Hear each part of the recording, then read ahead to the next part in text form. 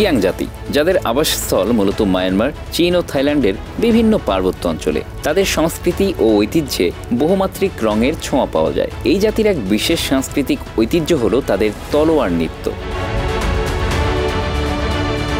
এটি শুধু একটি নাচ নয়, এটি একটি যুদ্ধ কৌশলের প্রদর্শনী, সাহসিকতার প্রতীক এবং একটি প্রার্থনার রূপ। প্রতিটি মুহূর্তে মৃত্যুকে জয় করার নেশা। তলোয়ার নৃত্য কিয়াং ভাষায় যাকে বলা হয় নাইমা, তাদের বীরত্বপূর্ণ ঐতিহ্যের সাক্ষ্য বহন করে। এটি একটি পুরুষ প্রধান নাচ, যা ঐতিহ্যগতভাবে যোদ্ধাদের প্রশিক্ষণ এবং আত্মরক্ষার কৌশল শেখানোর উদ্দেশ্যে প্রচলিত ছিল।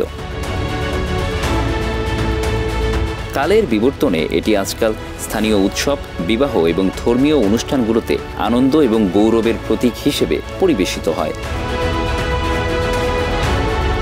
কিয়াং নৃত্যের পোশাকগুলোতে প্রাকৃতিক রং এবং সূচিকর্মের ছোঁয়া দেখা যায়। পুরুষরা সাধারণত একটি সাদা শার্ট, কোমরে লাল বা নীল রঙের বেল্ট এবং মাথায় বিশেষ টুপি পরে। তলোয়ারটি তাদের হাতের শক্তির প্রতীক হিসেবে দৃশ্যমান থাকে। তলোয়ার নৃত্যের মূল বৈশিষ্ট্য হল এর তাল এবং সমন্বয়। এটি শুরু হয় ঢোল এবং বাঁশির তালে। নৃত্যশিল্পীরা তলোয়ার দিয়ে বিভিন্ন যুদ্ধ কৌশল প্রদর্শন করেন, যা তাদের ঐতিহাসিক যোদ্ধা জীবনধারার প্রতীক।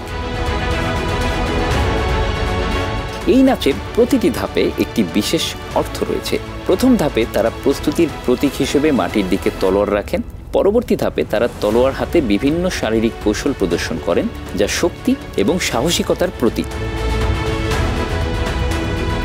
এরপরেই তিনি শুরু করেন ব্রেয়ারফুট ব্রডসোর্ড নৃত্য, যেখানে এক পায়ে দাঁড়িয়ে একের পর এক বিপজ্জনক কৌশল দেখান। ঈগলের পাখা মেলা কিংবা সাগরের ওপারে খোঁজা, এমন কঠিন কৌশলগুলো করে তারা দর্শকদের মুগ্ধ করেন। পায়ের নিচে বিশাল তলোয়ারের ধার, আর সামান্য ভুল মানে ভয়ঙ্কর পরিণতি। তবুও ওয়াংয়ের পায়ের কাঁপন নেই। এ যেন সাহস আর ধৈর্যের এক চরম পরীক্ষা। নৃত্যের শেষ পর্যায়ে দলগতভাবে সমন্বিত লাফ এবং তলোয়ার আকাশে উত্তোলন করা হয়, যা বিজয়ের প্রতীক। প্রাচীন কিয়াং জাতির মানুষরা মূলত সিচুয়ানের উত্তর পশ্চিমে বসবাস করত।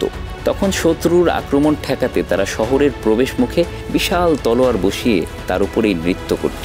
এই বিপজ্জনক পরিবেশনা তাদের সাহস আর শক্তির প্রতীক হয়ে উঠেছিল।